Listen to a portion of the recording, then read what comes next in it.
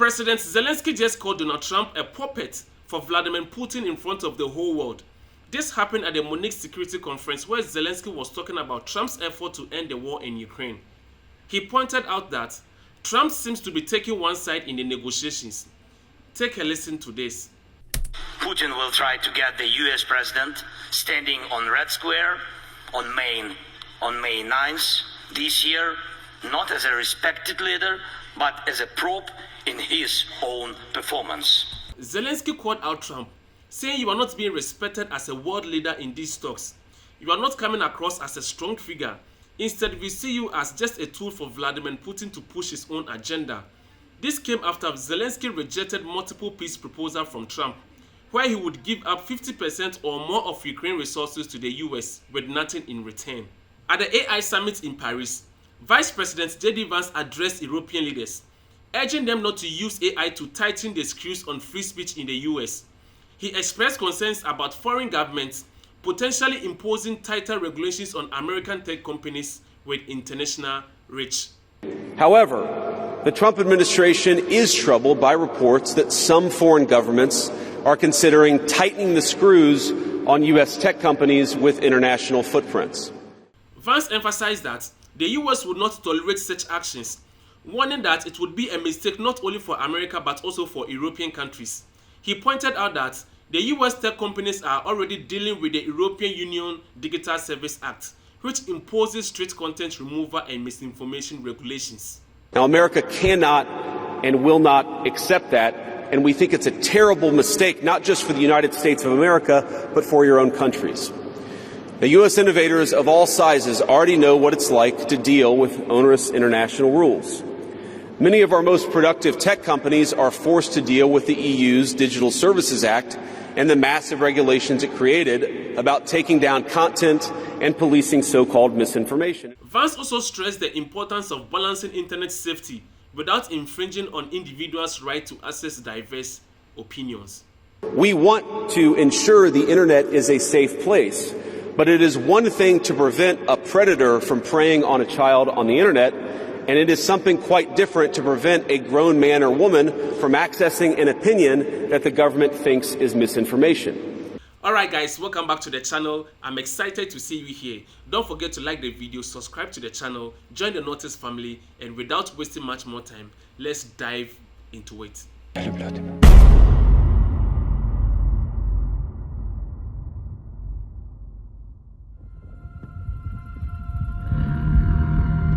Ukraine President Zelensky called for creation of a united European military force, emphasizing the need for Europe to take control of its own future. He urged that the ongoing war has already demonstrated the foundation of such a military force, and that Europe should build its own armed forces, independent of an external influences. Zelensky believes that this is critical for ensuring peace and security in the region. 3 years of full-scale war have proven that we already have the foundation for a united European military force. And now, as we fight this war and lay the groundwork for peace and security, we must build the armed forces of Europe so that Europe's future depends only on Europeans. 3 years of full-scale war have proven that we already have the foundation for a united European military force.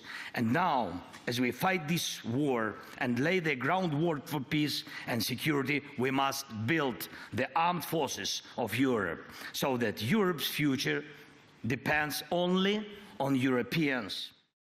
His comments sparked mixed reactions online, with some criticizing him for continuously asking for support, while others oppose the idea of further military involvement.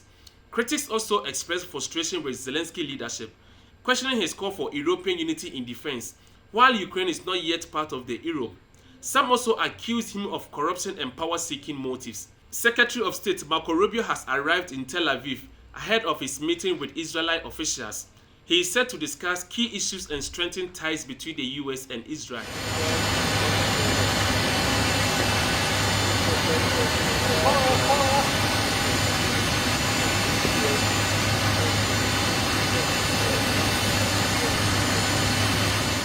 Defense Secretary Peter Hegseth has returned to the United States after his visit to Poland.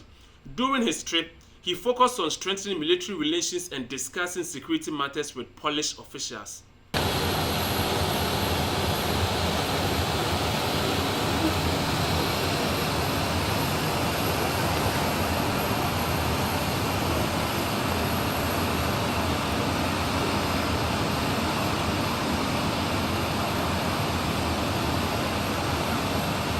President Donald Trump just slams birthright citizenship for illegal immigrants, calling on lawyers and judges to protect America. He posted on Truth Social saying, "The 14th Amendment right of American citizenship never had anything to do with modern day illegal immigrants who break the law by being in our country.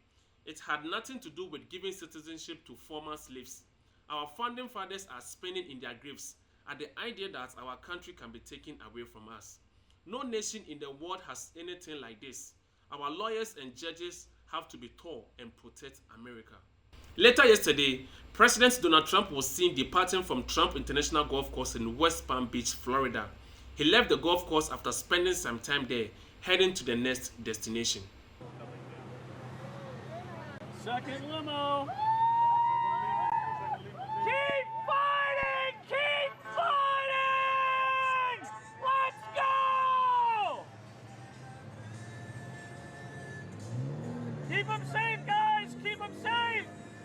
Alright guys, thank you for sticking around and thank you for watching. And don't forget to like the video, subscribe to the channel, join the Notice family, and hope to see you in the next video.